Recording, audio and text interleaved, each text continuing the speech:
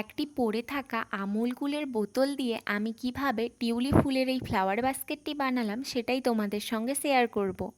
The glowing রেনবোর পক্ষ থেকে আমি সুনন্দিতা আবারও একটি নতুন ভিডিওতে তোমাদেরকে ওয়েলকাম।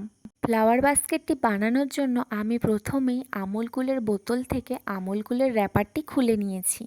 এরপরে আমি পুরো বোতলটিতে একটি কালার করে নিয়েছি। এখানে কালার করার ক্ষেত্রে আমি কালারের সঙ্গে কিছুটা পাউডার ইউজ করেছি যাতে ম্যাট ফিনিশিং আসে।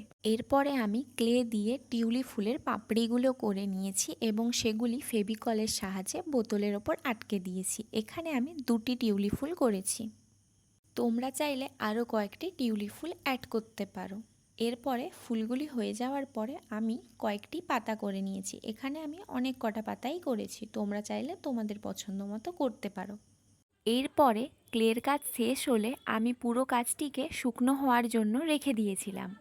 এরপরে কাজটি শুকনো হয়ে গেলে আমি প্রথমেই লাল এবং সাদা 2টি কালার মিক্সড করে পিঙ্ক সেটের একটি কালার তৈরি করেছি, যেটা 2টি ফুলে করে নিয়েছি।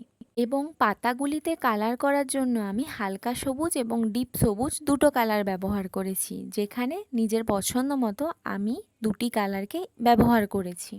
এরপরে আমি বোতলটির ওপরের অংশে ফেভিকলের সাহায্যে জুট সুতো কিছুটা পেঁচিয়ে নিয়েছি। আজকের কাজটি তোমাদের কেমন লাগলো আমাকে অবশ্যই কমেন্ট করে জানিও, এবং যদি তোমাদের কাজটি ভালো লেগে থাকে তাহলে একটি লাইক করে দিও।